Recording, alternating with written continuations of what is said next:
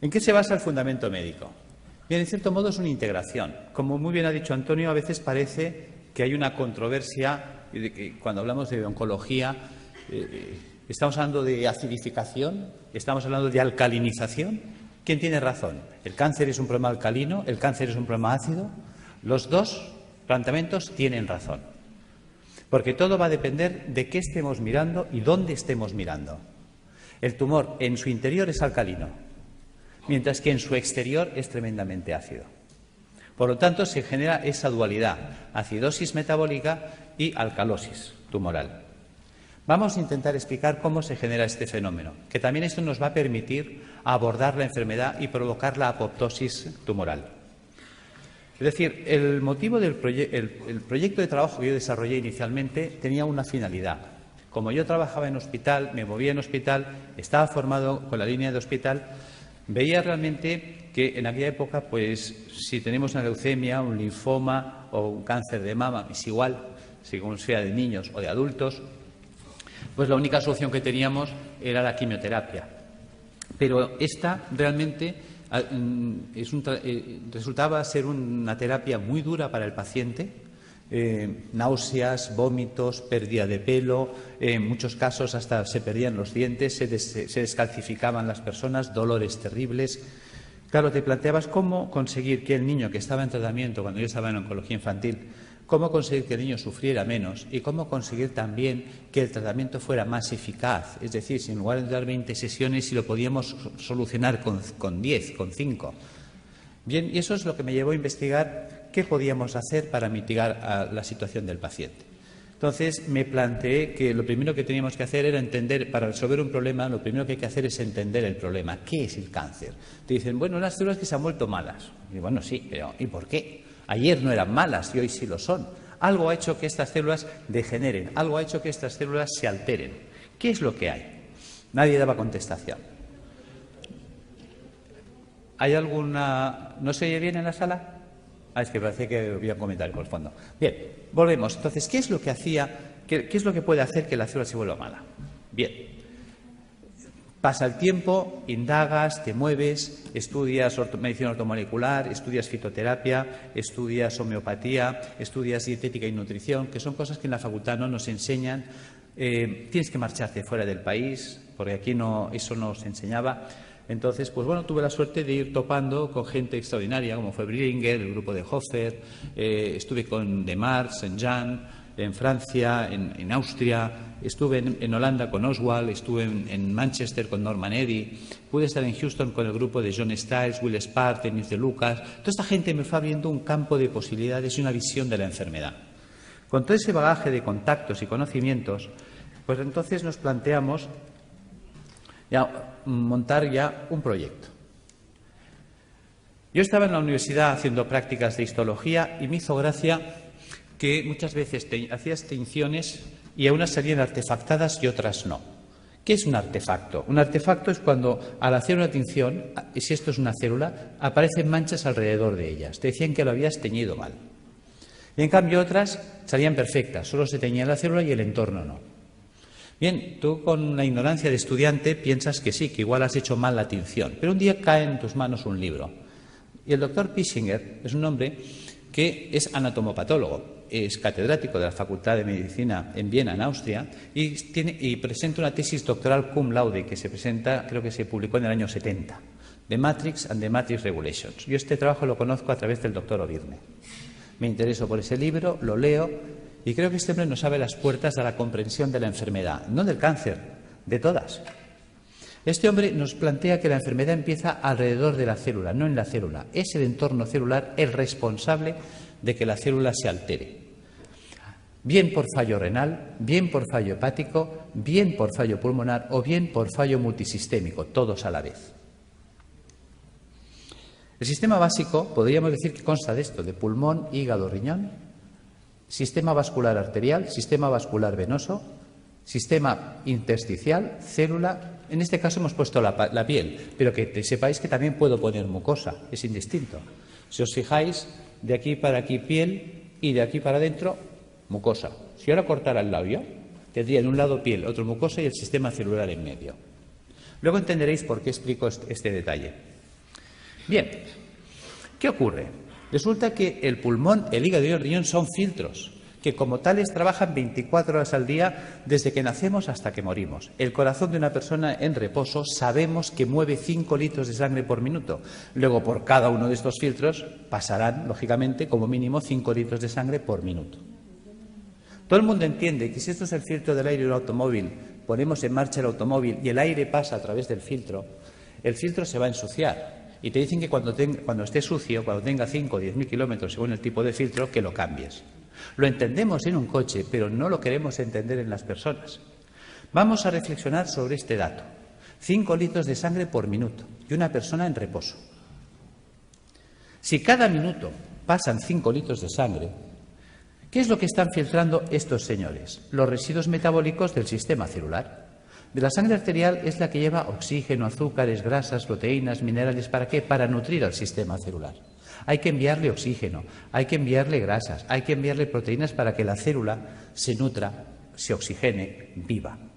Pero esta célula, cada vez que respira, cada vez que recibe oxígeno, ella genera un residual metabólico o basura, que es el CO2. Si yo le envío grasas, ella la va a usar y la va a metabolizar, y cuando esta grasa se degrada, la tira, que es el colesterol. Algo así cuando nosotros ponemos aceite de oliva en una sartén, freímos un huevo, freímos una chistorra y cuando el aceite está quemado lo tiramos. Pues el colesterol sería el aceite quemado, que este debe ser eliminado. Y si le enviamos proteínas, me devuelve ácido úrico. Son ejemplos sencillos. Sabemos que es mucho más compleja la bioquímica celular, pero nos vamos a centrar en 3 datos, en 3 valores fácilmente comprensibles. ¿Qué hay que hacer con estos residuos, esos excrementos celulares? También veréis por qué hablo de excremento, que se excreta. Pues tendrá que ir al sistema venoso y a través del sistema venoso alcanzar pulmón, hígado y riñón y ser eliminados. Fácil es entender que si la célula genera 3 bolsas de basura y eliminamos 3 bolsas de basura, no hay problema. Resulta que estos residuos son de carácter ácido. Ácidos grasos, ácido úrico, ácido carbónico. Bien, mientras el cuerpo sea capaz de hacer esto, no hay problema. Volvamos, rebobinemos. Hemos dicho que el corazón de una persona en reposo mueve 5 litros de sangre por minuto. Eso quiere decir que si en un minuto pasan 5 litros de sangre por el pulmón, el hígado y el riñón para ser filtrados, en 60 minutos pasarán el equivalente a 300 litros.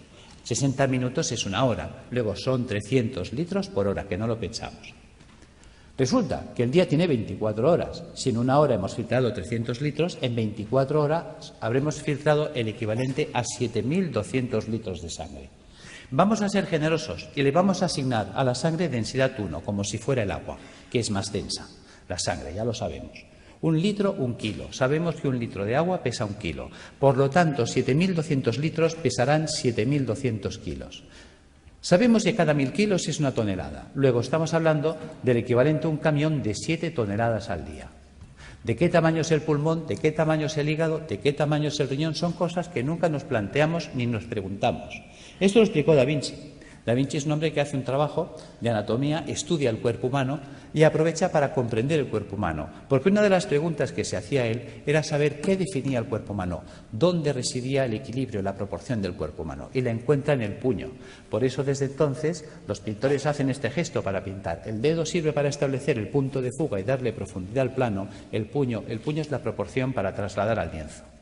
Desde entonces sabemos que si yo me quiero comprar un calcetín, el perimetral del puño es la longitud de mi pie.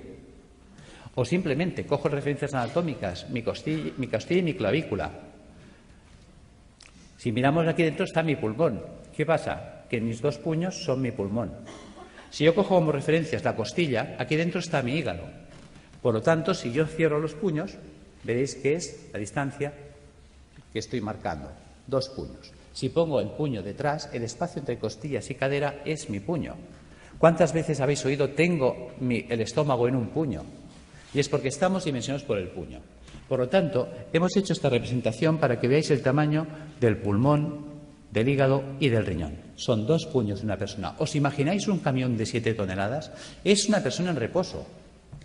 Que sepamos en reposo toda la vida, Buda, que vivía en meditación trascendental. Nosotros no somos Buda. Nervios, estrés, sobrecargas alimentarias, tóxicos alimentarios. Esto va a hacer que estos filtros vayan trabajando de un modo, digamos, enloquecido. Llega un momento que, por lo tanto, estos filtros se van a obstruir. Y si nadie se ocupa de limpiarlos, porque nadie nos enseña cómo mantenerlos, ya que nosotros no los podemos cambiar en un coche. Nosotros cada 5.000 kilómetros, cada 5 años, no podemos estar cambiando los filtros del aire, el filtro del aceite y el filtro de la gasolina como en un coche. Claro, pues si no nos cuentan nada ni hacemos nada, estos se obstruirán. Empezaremos, por lo tanto, a retener CO2. Empezaremos a retener colesterol, empezaremos a retener ácido úrico, puesto que un filtro obstruido ya no trabaja al 100%, su rendimiento cae. Entonces nos vamos a encontrar que en el organismo puede variar el pH. Claro, el cuerpo no puede permitir que el pH varíe en sangre. Muchas veces nos preguntamos, ¿cómo es posible que un deportista de élite, entrenado, perfecto, esté corriendo en un campo y caiga fulminado o muerte súbita? Porque a veces ha ocurrido eso, un bloqueo metabólico. Es decir, la acidosis metabólica que ha generado ha sido tal que su pulmón, hígado y riñón no han sido capaces de drenar, ha entrado en una acidosis metabólica brutal en sangre. Sabemos que una variación del pH en un medio provoca un stop de reacciones químicas. Las reacciones químicas en sangre se paran, muerte. Algo tan simple, digamos, se nos pasa por alto. Estamos encontrándonos que entonces el cuerpo muchas veces lo que hace para evitar este fenómeno, evitar que haya un stop de reacciones químicas en sangre, empieza a hacer un acúmulo, va a retener estos radicales ácidos libres en el espacio intersticial. Por lo tanto, se irá empantanando el sistema.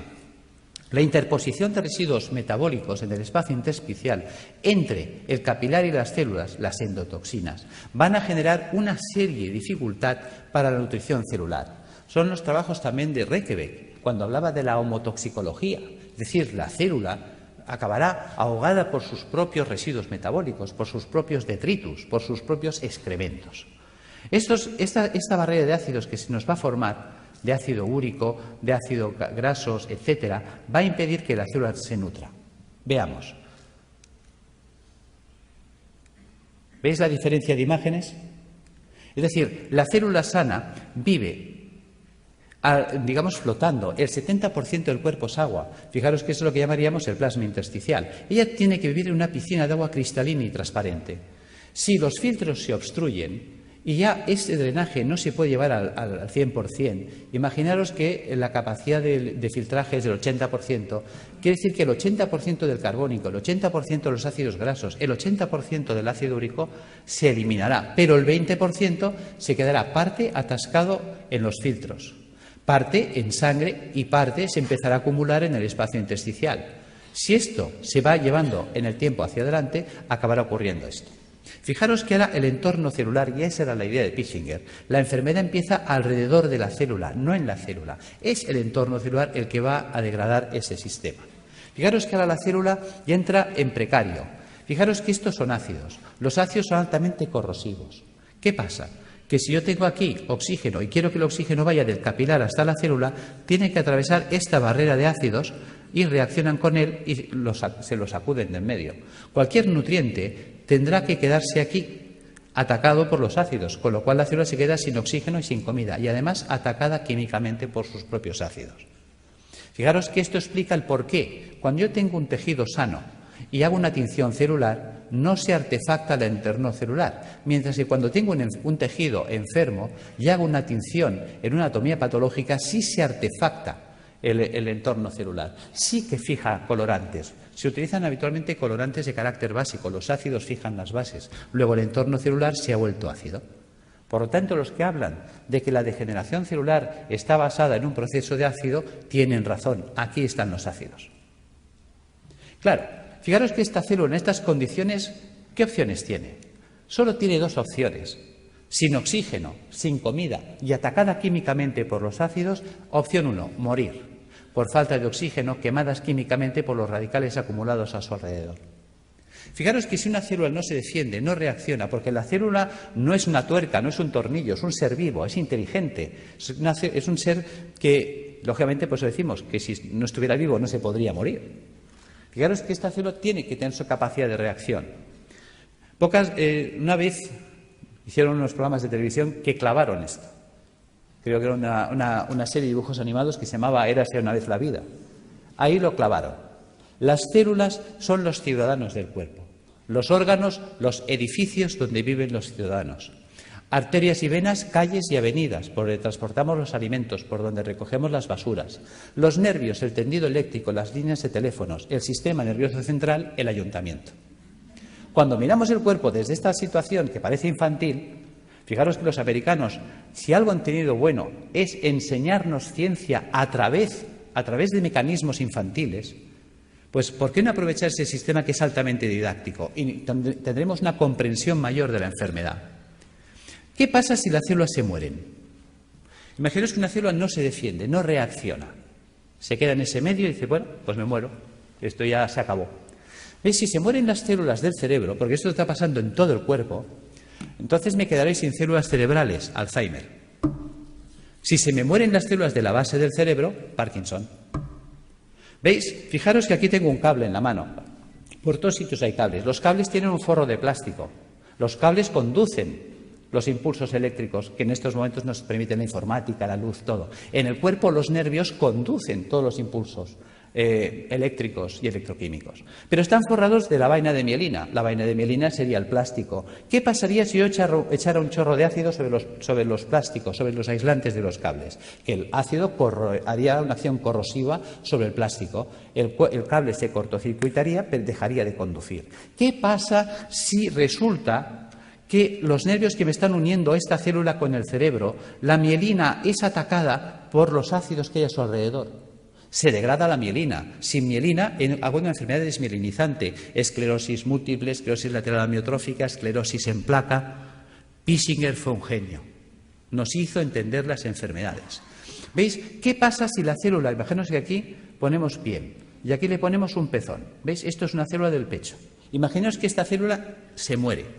¿Veis? Un tejido con células muertas es un tejido fibroso. Hablaremos, por lo tanto, de fibromas. ¿Ves? Fibroma mamario, fibroma uterino, fibrosis prostática. ¿Ves? Que el fibroadenoma a nadie le preocupa. ¿Por qué a nadie le preocupa? Es un fibroma. Pues porque un fibroma son células muertas y las células muertas no matan. Fijaros cómo somos. Vemos el problema, pero no estamos siendo capaces de valorar la trascendencia del problema. ¿Ves? Mientras tanto, si se mueren las células del pulmón, amigo, fibrosis pulmonar, fibrosis hepática si se mueren las del hígado, fibrosis renal si se mueren las del riñón. Y fíjate que decimos fibrosis pulmonar de causa idiopática. ¿Y por qué hablamos de causa idiopática? Porque estamos acostumbrados a que si no hay bichito no hay causa. Entonces tiene que haber el bichito. Y si no encontramos la bacteria de turno, el hongo de turno o el virus de turno, entonces no sabemos por qué se ha fibrosado el pulmón. Y es tan sencillo como esto. Al pulmón le está llegando más basura de la que puede tirar. Y es una basura de carácter ácido. Imaginaos que yo soy una célula pulmonar, tengo que recibir el carbónico, tirarlo, coger el oxígeno, meterlo. Y estoy todo el santo día trabajando como un burro. Y de pronto me empieza a llegar más carbónico del que puedo tirar porque yo estoy agotado. Al final yo acabo sepultado en carbónico. El carbónico químicamente me quema. Al quemarme me muero. No es tan difícil de entender. Y eso pasa en el hígado, pasa en el riñón. ¿Ves? Son las enfermedades esclerosantes que llamamos, que están ahí en el saco perdidos de Dios. Las enfermedades de carácter idiopática. Claro, para eso no hay tratamiento, porque no hay la pastillita. Bien, ¿qué ocurre si la célula sobrevive? ¿Ves? La célula decide no morirse, va a luchar. Hay células que se rebelan. Yo soy un superviviente, yo voy a luchar. ¿Cómo lo hace? Hay 4 mecanismos. Uno, hacer un globo de agua. Voy a retener agua y me voy a envolver en agua. Me monto mi mini piscina. Vale. ¿Ves? Estoy desplazando los ácidos, mantengo un canal de comunicación con el sistema celular, con el capilar arterial y recibo nutrición y tiro la basura fuera. ¿Veis? Fíjate que en el sistema celular del cuerpo funciona el dime tú qué sabes. O lo que hacemos todos en un examen cuando nos hace una pregunta y no sabemos. Miramos al de al lado. Oye, ¿tú qué haces? Dice, yo me echo un globo de agua. Dice, vale, yo te me hago otro. Y la de al lado me copia. Y se empiezan a copiar todas las células. Si todas las células empiezan a retener un globo de agua, es esa persona que empieza a engordar, y ya puede hacer dietas que no adelgaza. ¿Ves? Hay gente que dice, es que yo he ido a una clínica carísima, me han cobrado 6.000 euros, me han tenido 5 días a agua y he engordado. Yo tengo pacientes que vienen diciéndome esto. Yo, claro, porque tu cuerpo se está defendiendo de la acidosis metabólica reteniendo el agua. Y el agua, aunque sea calorías cero, el agua pesa. Y si esa persona retiene el agua, se la queda, aumenta de peso. ¿Veis? Este es el tema. Opción 2, tamponar. ¿Qué es tamponar? Tamponar es convertir un ácido en una sal. ¿Veis? Fijaros, por ejemplo, aquí tenemos una imagen de un hueso y una imagen de un hueso pues ya osteoporótico, lleno de agujeros, parece un queso gruyère. ¿Veis? Yo tengo ácido clorhídrico, que es un ácido terrible. Yo podía hacerlo reaccionar con hidróxido sódico. Con el OH del hidróxido sódico y el hidrogenión del clorhídrico, puedo formar H2O. Y con el cloro y el sodio, cloruro sódico. ¿Veis? He convertido el ácido clorhídrico en cloruro sódico. Fijaros que si yo tengo una jarrita de ácido clorhídrico y dejo caer un chorrito en la mano, tal como cae el chorrito, me perfora la mano más rápida que un Black & Decker. Lo sabéis. Es terriblemente corrosivo. Mientras que yo puedo coger la sal, el cloruro sódico a puñados y soltarlo y no pasa nada. Por lo tanto, el cuerpo hace lo mismo. Quitarle a Juan para darle a Pedro. Cuando un tejido vital entra en compromiso, ¿qué hace el cuerpo? Sacrifica una estructura para mantener viva otra. Entonces, si yo tengo ácido úrico en el espacio intersticial, ¿qué puedo hacer? Pues empezar a robar minerales de los huesos. Si tengo ácido úrico, formaré urato sódico. Si tengo ácido palmítico, palmitato sódico. Si tengo ácido carbónico, carbonato cálcico. ¿De dónde puedo robar calcio y sodio? De los huesos. Y empezamos a entender la osteoporosis, la artrosis, la artritis, el ataque ácido a los huesos. ¿Veis? Y aparecen entonces calcificaciones en los tejidos blandos. Uy, tienes calcificaciones en la mama, tienes calcificaciones en el pulmón. Fíjate que el cuerpo nos está avisando. Te está diciendo que el siguiente paso, ¿cuál va a ser? ¿Ves? Nos queda un paso que es el drenaje. Fijaros, volvamos atrás, que yo por la piel puedo eliminar carbónico. Yo por la piel puedo eliminar grasas. Tengo el cutis graso, lo habéis visto 1000 veces. Yo por la piel saco amoníaco, urea. Veis que hay gente que mancha las camisas, los sobacos de cercos amarillos, urea. ¿Veis? Si yo saco un sudor excesivamente ácido por la piel, la célula, ya que antes de morir, ¿qué hace? Empieza a echarlo todo por la piel. Si saco un sudor muy ácido por la piel, se me quemará la piel. Ataque químico, dermatitis, psoriasis, eczemas.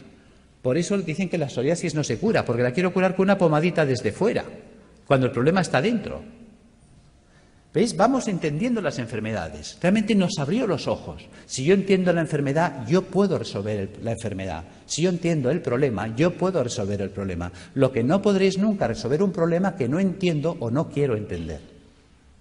Esta es, diríamos, la situación en la que nos encontramos. ¿Veis? Podemos hacer el drenaje hacia las mucosas, que decíamos antes. Si en lugar de drenar hacia la piel, dreno hacia las mucosas, pues entonces tendríamos un problema a nivel de mucosas. Llagas de boca, llagas de esófago, llagas de estómago, colitis ulcerosa. Claro, la gente dice, oye, ¿qué es lo que y por qué hay gente que drena por la boca y otros drenan por el colon y otros drenan por el estómago u otros drenan por la piel? Porque el cuerpo, hemos dicho, que es como una ciudad donde el sistema nervioso central es el ayuntamiento. Ejemplo. ¿Veis? Creo que hubo una época en la que Madrid tiene un conflicto de basuras. Y entonces se reúne el Cabildo y decide montar pues un vertedero de las basuras de Madrid, creo que fue en San Sebastián de los Reyes. Pregunta, ¿qué ciudad se contaminó? Respuesta, San Sebastián de los Reyes. Claro, llega un momento que la gente de San Sebastián de los Reyes está hasta aquí de la basura de Madrid. Y dice, oye, a ver, ¿qué hacemos? Bueno, el Cabildo de Madrid se da cuenta de que es verdad, se reúne y dice, bueno, ahora vamos a tirar la basura hacia Madrid, a Toledo. ¿Quién se va a contaminar ahora? ¿Veis? El cuerpo hace lo mismo. El sistema nervioso da órdenes y las células ejecutan las órdenes. Dicen, tira la basura por la boca. Pues el tío por la boca, pues llagas de boca. Oye, tíralas por el recto. Pues el tío ahí, colitis ulcerosa. Oye, tíralas por la piel. Pues mira, psoriasis. No las tires. Coge todo el calcio y todo el sodio que quieras del hueso. Pues mira, artrosis, osteoporosis. ¿Ves? Según la orden que da, la célula actúa. ¿Veis? Fijaros que eso es importante entenderlo, aunque sea en clave de cómics. Opción 4, mutar. ¿Qué es mutar? Lo que hoy nos acontece, el cáncer. ¿En qué consiste la mutación? ¿Veis? Célula sana que muta a célula tumoral. ¿Cómo vive la célula sana? La célula sana vive en un medio alcalino, vive con oxígeno, vive con poco sodio y vive utilizando proteínas levógiras giradas a la izquierda. ¿Qué ha pasado? Ha pasado que el medio se ha vuelto ácido. ¿Veis? La célula tumoral muta porque su entorno ya no es alcalino, se ha vuelto ácido. Se ha quedado sin oxígeno. ¿Qué opción le queda a esta célula sin oxígeno? Solo tiene dos opciones, o morir o mutar. ¿En qué consiste la mutación? Sabéis que la célula para vivir necesita energía. La energía es el ATP. ¿De dónde saca el ATP? Bueno, pues hemos hablado, creo que se ha hablado hoy del ciclo de Krebs. ¿Ves? En la mitocondria podemos obtener el ATP a través de la vía oxidativa, con oxígeno. Pero cuando una célula no tiene oxígeno, puede abrir una ruta alternativa que es la del pirúvico. Y entonces, a través de la glicólisis con el pirúvico, obtener ATP más ácido láctico más alcohol. Por eso, quien nos dice que en los tumores hay alcohol, se explica, porque es una ruta de fermentación ácida. Y esa ruta anaeróbica le permite seguir viviendo a la célula, que es un mecanismo de supervivencia, porque está en juego su vida. Y entonces, ¿ella qué hace? Empieza a cargar mucho sodio en su interior. ¿Veis? La célula normal, la célula sana, tiene potasio en el interior del citoplasma y sodio fuera. Se invierte, entra el sodio dentro de la célula a mansalva y el potasio sale, porque estamos usando un sistema inverso. ¿Veis? Ahora se explica cuando dicen es que los tumores son alcalinos. Claro, la célula tiene que ser muy alcalina en su interior para aguantar el ataque ácido exterior. ¿Entendéis que todos tienen razón? Si yo estoy mirando el interior tumoral, me encuentro con una alcalosis, mientras que si estoy mirando el exterior, me encuentro con acidosis.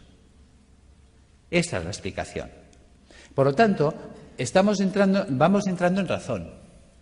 Cuando estamos ya en una situación tumoral, ¿qué nos propone la medicina académica?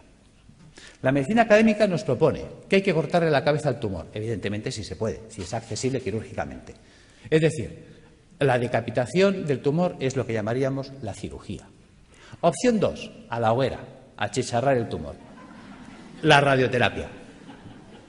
Opción 3, el envenenamiento. Eso sería la quimioterapia.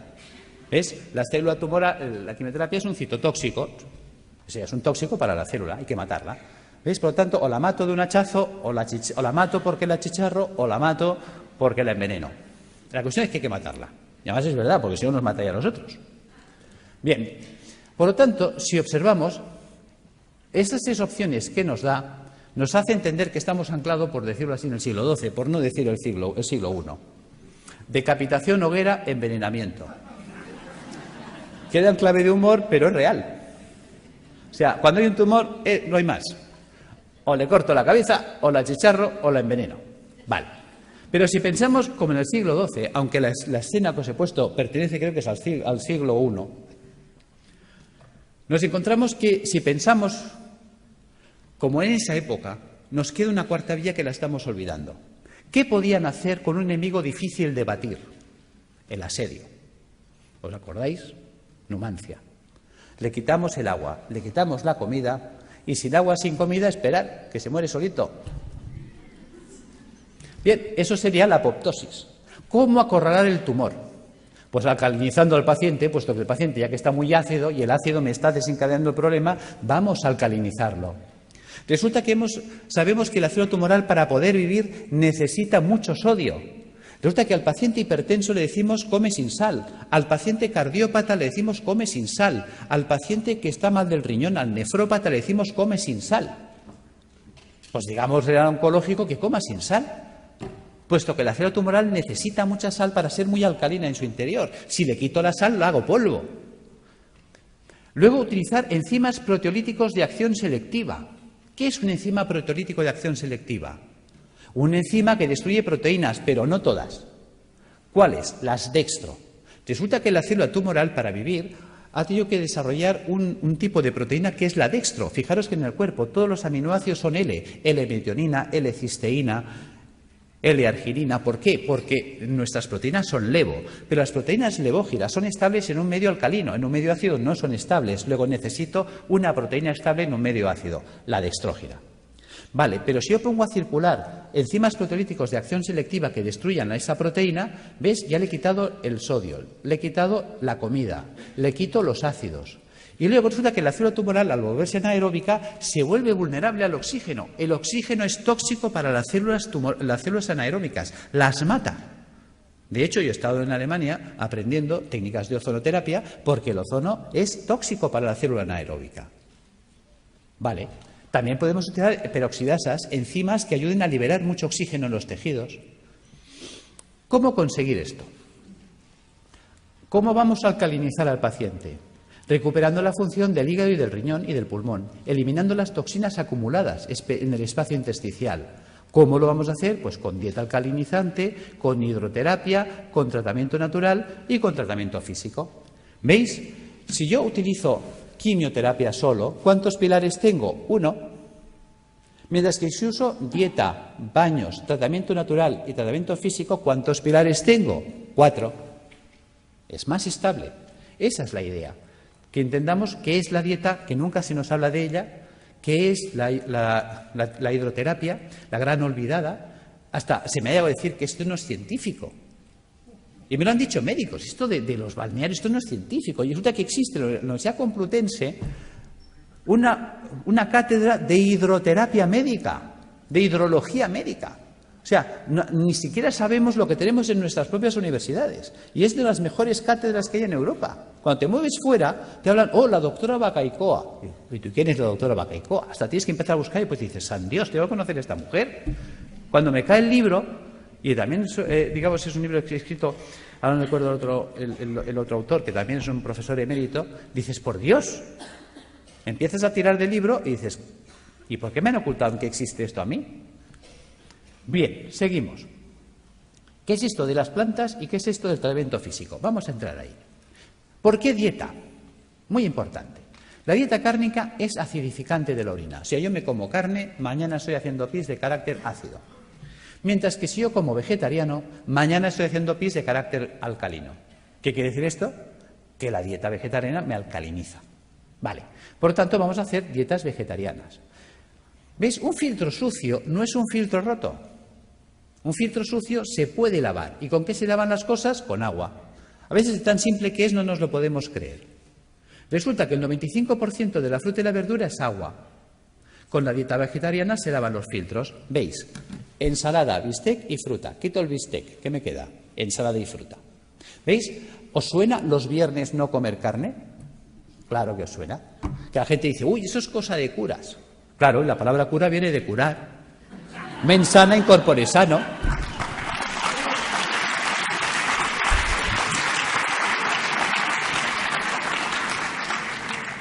Claro, ¿qué ocurre? Que cuando las cosas, gracias, pero bueno, es para romper un poco el ritmo porque estaréis cansados y dormidos. Claro, ¿qué ocurre? Claro, la gente lo relaciona con los curas, pero con la parte mística. Claro, la gente dice, ¿y esto de dónde lo han sacado los curas? Vas tirando del libro y los curas lo sacaron de un médico, Galeno. ¿Ves? Yo me acuerdo cuando empecé la carrera de medicina, fue la época que se rompieron los números clausus y entraron 3.000 personas a la universidad. Dijeron, ¡hala! Puertas abiertas, que entre todo el mundo y que sea un curso selectivo. Y estábamos 3.000 en primero de carrera. Y entonces había una asignatura opcional, optativa, que se llamaba Historia de la Medicina. ¿Sabéis cuántos se apuntaron a esa asignatura de los 3.000 que estábamos en primero? Nadie más. Con lo cual me fue genial, porque tuve un catedrático, clases particulares para mí solo. Y ese hombre, que fue el doctor Felipe Cid, al cual le tengo un recuerdo maravilloso, me dijo, te voy a citar una frase de Napoleón para empezar tu formación en historia de la medicina. Hay de aquel pueblo que olvida su historia porque está condenado a repetirla. Tenía razón. Y luego me citó otra frase de Oppenheimer. Decía, solo tiene futuro aquel que investiga en el pasado, porque investigando en el pasado se puede redescubrir el futuro. Tiene miga. No dijo descubrir, dijo redescubrir. ¿Veis? Nuestros abuelos nos decían, está todo inventado. Y era verdad. ¿Por qué me remito a Galeno? Galeno fue aquel médico que dijo, vale más prevenir que curar. ¿Cómo llega a esa conclusión Galeno? Porque Galeno fue el médico de los 3 nos. ¿Ves? En la época de Galeno te inscribías en la facultad, por decirlo así, el 15 de septiembre y el 30 de septiembre ya eras médico. Ya está. Y como la ignorancia es atrevida, ¡hala! Todos a ejercer. Claro, también hay que saber que en aquella época, con que supieras si el paciente hacía de vientre negro, qué malo. Si hacía rojo, mira, a lo mejor puede ser un hemorroide, ¿no? Si vomitaba verde, tranquilo. Como vomitara rojo, aburem, ¿no? Y si se vomitaba negro, dalo por muerto. Ya está, ya eres médico. O sea, porque claro, no había nada. ¿Cuáles son los 3 grandes nos de Galeno? Él sale, se sienta, como hombre sabio que fue, y por eso nos acordamos de él, y dice, Primero, no sé medicina. Con lo que me han enseñado no sé nada. Segundo, no tengo medicamentos. No existían, los inventó él. Tercer, no. Si no sé medicina y no tengo medicamentos, no puedo curar. Obvio. Claro, ¿qué hace Galeno? A Galeno le enseñan la medicina hipocrática. Hipócrates había dicho otra cosa. Hipócrates dijo que tus alimentos sean tus medicamentos, que tus medicamentos sean tus alimentos. Y se queda tan pancho. ¿Por qué dice esto? Porque él observa cosas curiosas. En aquella época la gente vivía muy asilvestrada. Todos vivíamos en el campo, muy silvestres. Y encima vivíamos con vacas y ovejas y realmente el ser humano tiende a copiar y a hacer lo que hacen los demás animales. ¿Ves? Que además es curioso, tiene relación con la historia de la medicina y la historia del medicamento. ¿Veis? Fíjate que un vaquero, o sea, un señor que cuidaba vacas en Escocia, creo que fue, le contó a un veterinario que había observado, que le llamaba la atención desde pequeño, que cada vez que una vaca le salía un tumor o un bulto en la mama, en las ubres, pues que dejaba de comer pasto normal. Y se iba a buscar una planta que nunca la comía, que nadie la quería. O sea, tú se la ofrecías y te la escupía. Pero cuando tenía un tumor o un bulto en las ubres, iba como loca a buscarla. ¿Y qué iba a buscar esa vaca? Vinca. La vinca per vinca.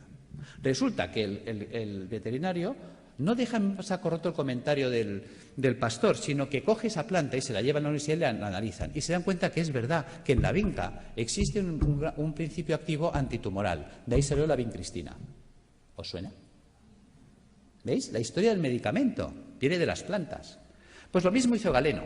Galeno se da cuenta de que Hipócrates hablaba de que los pacientes que se ponían amarillos, es decir, el hígado, empezaban a comer como locos alcachofas, se veían alcachofas. Entonces, muchos mejoraban si comían muchas alcachofas. ¿Cuál era el problema? Que había que comer 60 alcachofas al día. Se establece un concepto de dosis.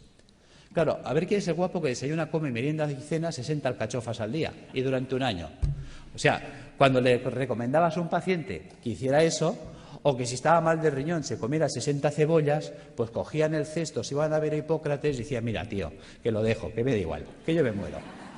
Segundo problema que había, pues si se acababa la temporada de alcachofas, ¿qué hacemos? Pues a Galeno se le enciende la bombilla. Galeno se da cuenta que la planta seca conserva lo que él llamaba el espíritu curativo de la planta, que es lo que conocemos como principio activo, y que la planta seca quedaba reducida al 5%, que esa planta seca se podía hacer polvo, se podía poner en un cilindro y con un pistón se podía machacar. Y la podía comprimir. Acaba de inventar el comprimido. Y en un comprimido le atizaba 10 alcachofas, con lo cual si te daba 2 comprimidos de desayuno, comida y cena, eso funcionaba. ¿Ves? Y en montar los extractos, empieza a montar la galénica, el arte de hacer medicamentos. Entonces él se da cuenta que hay plantas que limpian el pulmón, plantas que limpian el hígado, plantas que limpian el riñón. Entonces llega una dieta eminentemente hídrica, la cura de aguas, que os suena, y le ponemos plantas que limpian el riñón, plantas que limpian el hígado, ¿ves? Por ejemplo, una cola de caballo, un té verde, una arenaria, o pongo una alcachofera, un diente de león, un boldo, o pongo una planta que me limpia el pulmón, el tomillo, el gordolobo, el llantén. ¿Veis? Hagámoslo simple, va, voy a coger té verde, alcachofera y tomillo. ¿Veis? Ya tengo la fórmula de las plantas que me van a limpiar los filtros. Si le paso agua y jabón, se limpiará más rápido.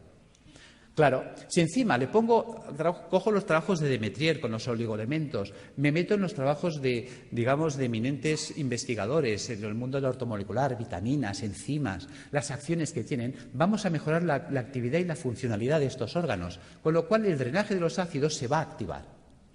Me voy a remitir también a Galeno. Galeno se da cuenta de la importancia de los baños termales. Fijaros que en aquella época habían las termas romanas. ¿Ves? Galeno establece un sistema de dieta a la gente que venía a su consulta. ¿Ves? En las casas romanas, en los domus, había el vomitorio. La gente se levantaba, comía y se iba a vomitar para seguir comiendo, hasta que reventaban. Y cuando llegaban a Galeno, él en sus textos lo decía. El paciente me llega gordo, seboso, sudoroso, con un sudor repelente, un fétor vomitivo y unas deposiciones putrefactas. Decía, está podrido por dentro. Y además decía, huele a cloaca obstruida, que los romanos tenían alcantarillas, O sea, ya sabía lo que se decía él. Fijaros, por lo tanto, decía, hay que desatascar la cloaca, es decir, todo el tubo digestivo. Entonces, él, por un lado, se da cuenta de la función del agua. ¿Cómo funciona el agua? El agua termal nos vamos entendiendo ya por qué funciona. ¿Veis? Las aguas termales son aguas calientes. Por lo tanto, si yo me sumerjo en agua caliente, ¿qué pasará con los poros de mi cuerpo? Se van a dilatar. Sabemos que el agua de los balnearios son aguas minerales. ¿Qué minerales tienen? Cloruro sódico, cloruro magnésico, cloruro potásico y así. A una concentración salina no menor de 20 gramos de sal por litro de agua. Resulta que el agua de nuestro cuerpo tiene 9,4 gramos de sal por litro de agua. Claro, se va a generar un gradiente de ósmosis. Los líquidos van de donde hay menos a donde hay más. Cuando yo me sumerjo en una bañera con agua caliente y salada, ¿veis? Fijaros que aquí en medio todos tenemos una vena gorda, que podríamos llamar que es la alcantarilla, donde van todos los residuos celulares.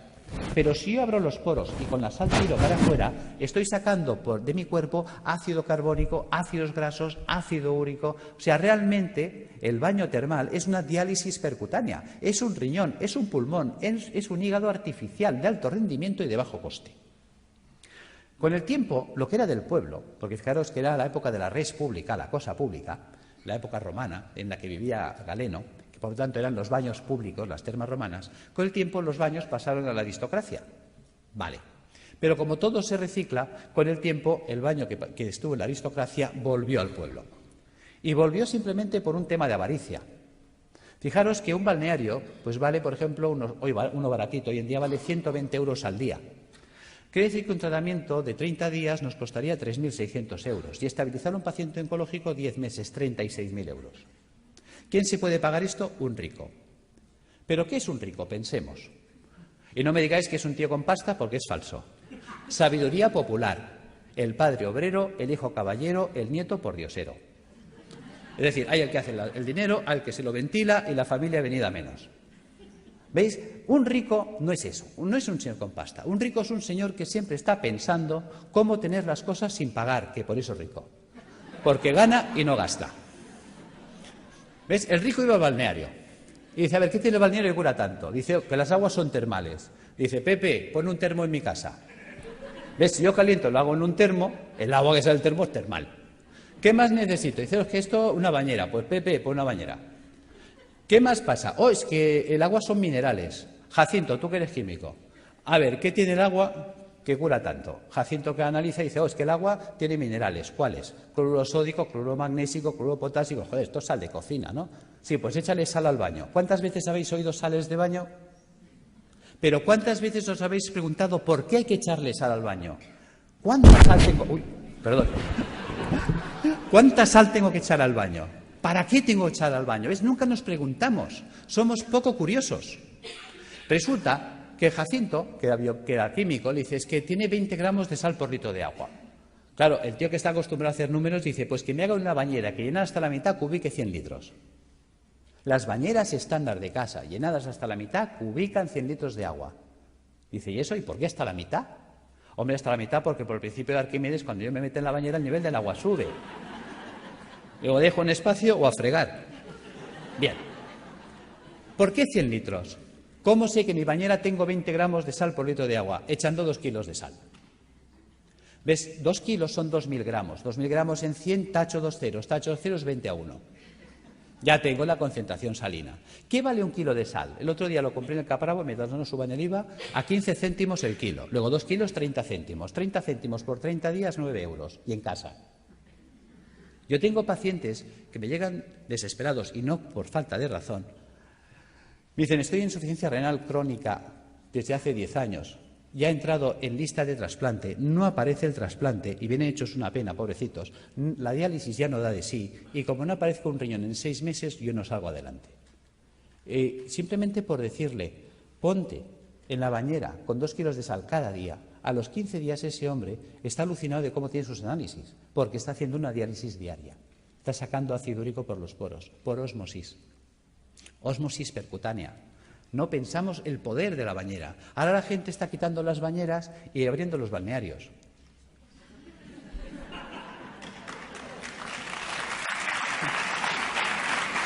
Bien.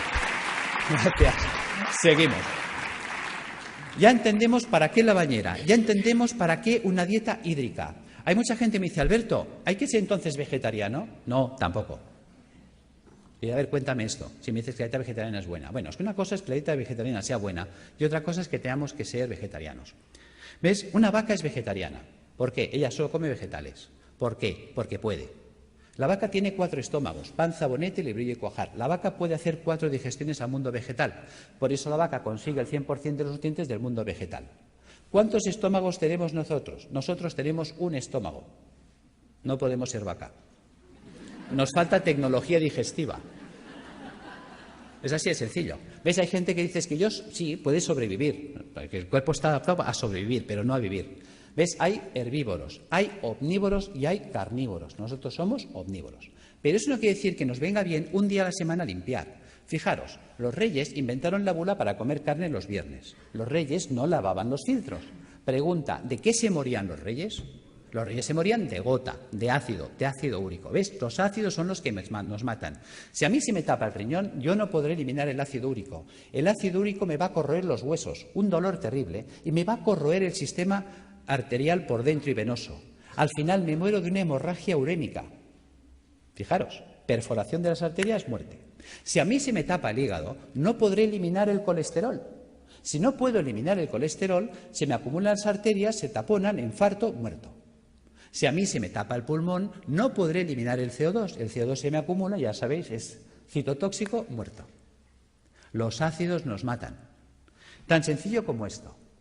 Entonces, si añadimos esto a la dieta hiposódica, ¿que cómo afecta esta dieta a la célula tumoral? La célula tumoral necesita mucho sodio para alcalinizar su citoplasma y poder así contrarrestar el ataque ácido externo. Si se queda sin sodio, no puede hacerlo. Y entonces el propio ataque ácido también la puede matar. ¿Cómo matar de hambre a la célula tumoral? Utilizando enzimas proteolíticos de acción selectiva que destruyen solo proteínas extrógenas.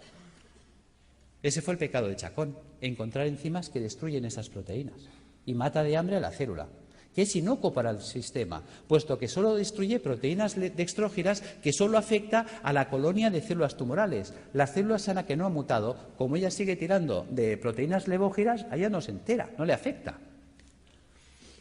¿Cómo hiperoxigenar los tejidos?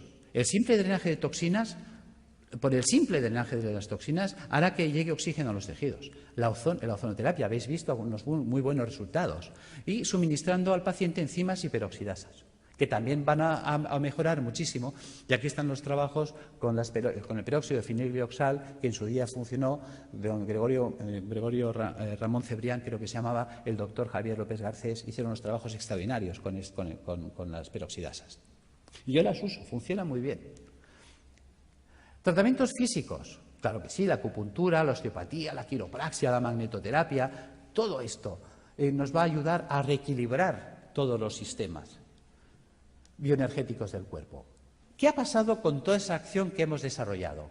Pues que la célula tumoral, su entorno ya no es ácido. A la célula tumoral le llega oxígeno, que es tóxico para las células anaeróbicas o tumorales. Se queda sin sodio y se queda sin proteínas dextrógenas. Traducido, la célula sana conserva íntegra toda su ruta metabólica, todo lo que ella necesita para vivir, mientras que la tumoral se la hemos quitado. Algo así como si yo tengo una célula que se ha adaptado a vivir en agua dulce, un pez que se ha adaptado a vivir en el agua dulce, y cojo ese pez y lo pongo en el mar otra vez. Ese pez de río en el mar se va a morir, aunque esté en agua, porque el agua es distinta. No es su ecosistema. Nos estamos cargando directamente el ecosistema de la célula tumoral, y eso nos conduce a la apoptosis.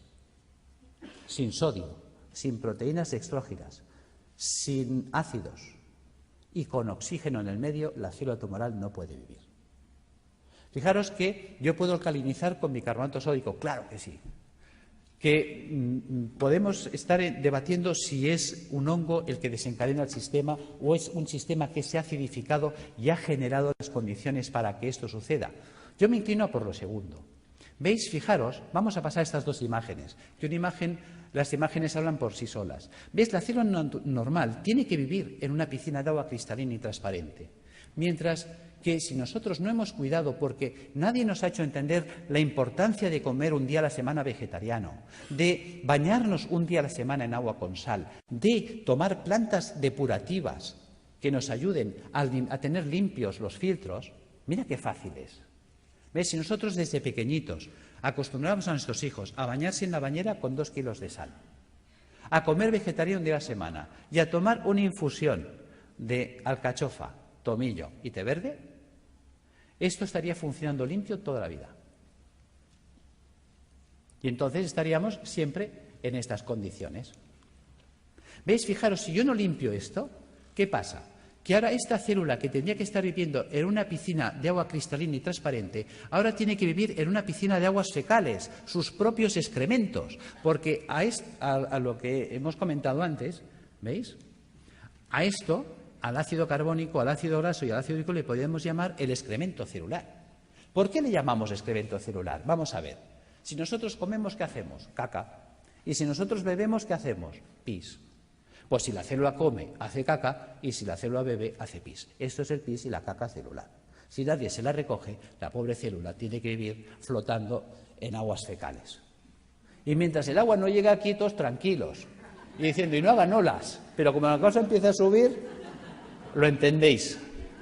¿Veis? Posibilidades de que esta célula se infecte en una piscina de aguas fecales.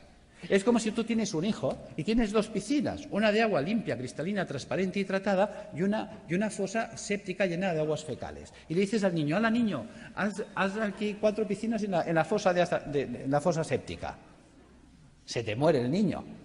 Lo entendemos en ese ejemplo y no lo queremos entender aquí.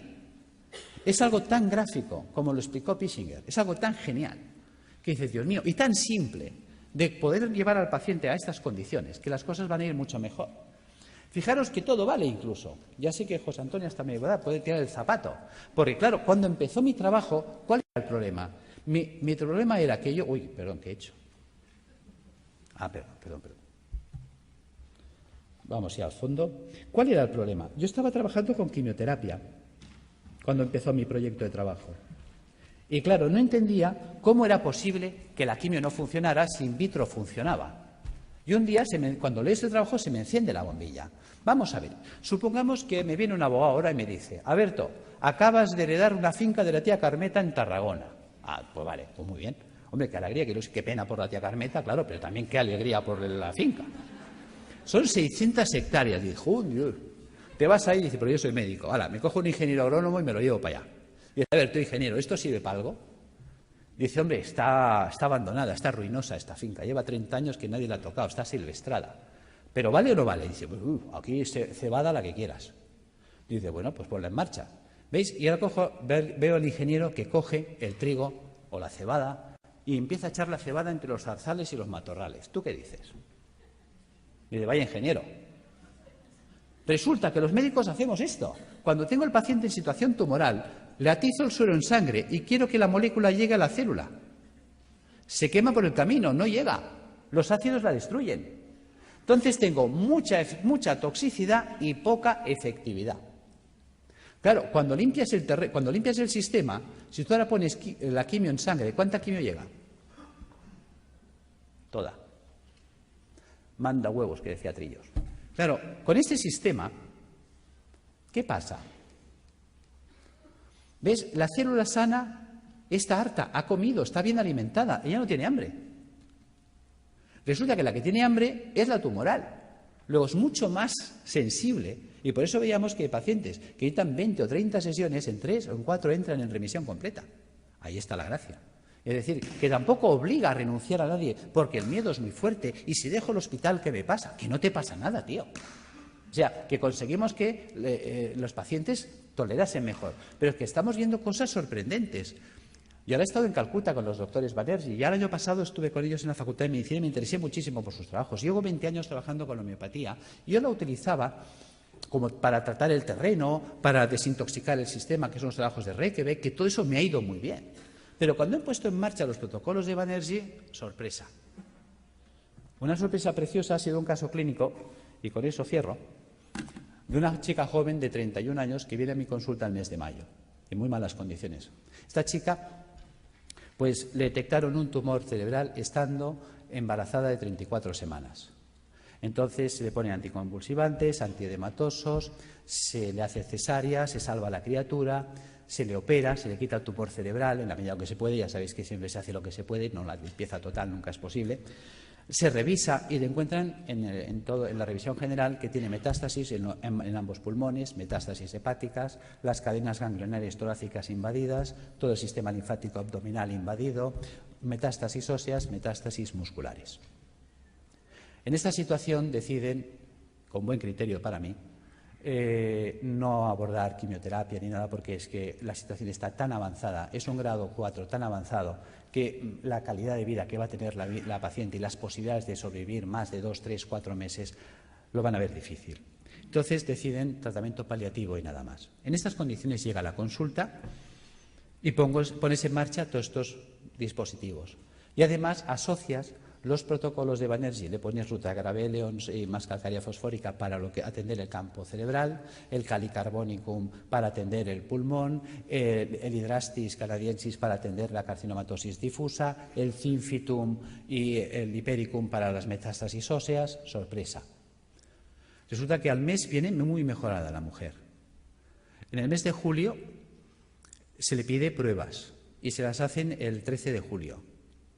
Y en el 13 de julio le observan, después de 2 meses y medio de tratamiento, que las metástasis pulmonares habían desaparecido, las metástasis hepáticas desaparecidas, las lesiones ganglionares en remisión completa, la lesión tumoral ni rastro cerebral desaparecida y las lesiones metastásicas de huesos y de músculos reducidas en un 50%. Esta mujer la volvemos a ver en septiembre, el estado general actual es increíble. Realmente está evolucionando muy bien. Ha sido catalogada de remisión espontánea. Y decimos...